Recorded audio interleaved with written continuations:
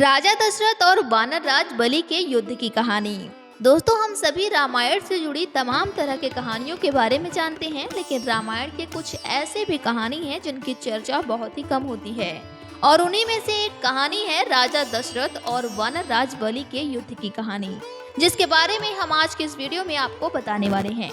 शुरू करते हैं आज का यह वीडियो, लेकिन इससे पहले यदि अभी तक आपने हमारे चैनल हरियर टेल्स को सब्सक्राइब नहीं किया है तो कृपया हमारे चैनल को सब्सक्राइब कर लें और पास में बने बेल आइकन बटन को जरूर दबाएं ताकि हमारे चैनल की लेटेस्ट अपडेट आप तक सबसे पहले पहुंच जाए।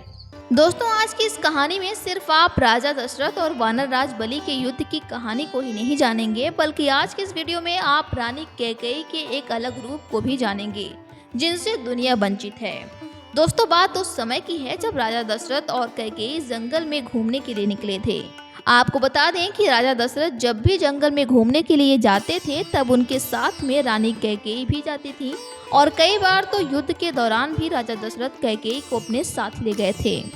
एक बार की बात है जब राजा दशरथ और रानी कैकेयी जंगल में घूम रही थी, तभी उनकी मुलाकात बलि से हो जाती है।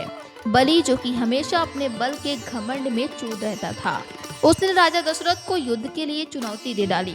आक्रोश में आकर राजा दशरथ यह भूल गए कि बलि को वरदान मिला है कि जो भी उससे युद्ध करेगा उसकी आधी शक्ति बलि को मिल जाएगी, और राजा दशरथ ने युद्ध को स्वीकार कर लिया।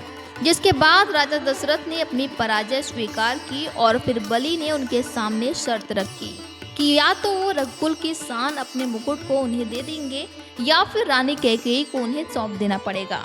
जिसके बाद राजा दशरथ ने अपना मुकुट बलि को दे दिया और रानी कैकेयी के साथ अयोध्या वापस लौट आए। दोस्तों, इसके आगे की कहानी आप जानते होंगे कि किस तरह से माता सीता के साथ राम जी वन को गए और फिर माता सीता का अपहरण हुआ, और फिर हनुमान और सुग्रीव की सहायता से श्री राम ने बलि से युद्ध किया। युद्ध में बलि को पराजित करने के बाद उसकी मृत्यु से पहले अपना परिचय देकर राजा दशरथ के मुकुट के बारे में पूछा।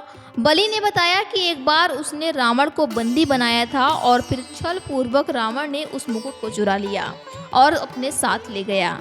यह कहते हुए बलि ने कहा कि हे प्रभु, आप मेरे पुत्र को अवसर दें, वह आपका मुकुट रावण से लेकर आएगा। जिसके बाद श्री राम की आज्ञा से अंगद श्री राम का दूत बनकर लंका भेजा गया। लंका पहुंचने के बाद सभा में उपस्थित प्रत्येक व्यक्ति से अंगद ने कहा कि मैं चुनौती देता हूं कि कोई मेरा पैर हिलाकर दिखाए। जिसके बाद सभी योद्धाओं ने कोशिश की, लेकिन अंगद का पैर कोई न हिला सका। जिसके बाद रावण खुद गया अंगद का पैर हिलाने, लेकिन जैसे ही रावण नीचे झुका उसका मुकुट नीचे गिर गया। जिसके बाद अंगद ने उस मुकुट को उठा लिया और फिर श्री राम को सौंप दिया, और कुछ इस तरह से राजा दशरथ का मुकुट वापस मिल सका। इस कहानी से जुड़ी एक मान्यता है कि रानी कैकेयी को इस बात का बड़ा दुख हुआ कि उनकी वजह से राजा दशरथ को अपने मुकुट से वंचित होना पड़ा, और फिर जब श्री राम के राज तिलक की बारी आई तो राजा दशरथ और रानी कैकेयी के बीच फिर से उस मुकुट की चर्चा हुई। मुकुट के जाने की बात सिर्फ उन्हीं दोनों को ही पता थी। मान्यता है कि कैकेयी ने रघुकुल की लाज वापस लाने के लिए श्री राम को वनवास भेजने का कलंक अपने माथे पर लिया। भगवान राम को वनवास भेजने से पहले कैकेयी ने मुकुट को वापस लाने की बात श्री राम से कही थी।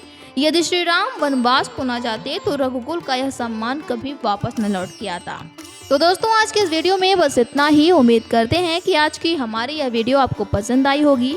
वीडियो पसंद आया हो तो लाइक, शेयर और सब्सक्राइब जरूर करें, और वीडियो में अंत तक बने रहने के लिए आप सभी का धन्यवाद।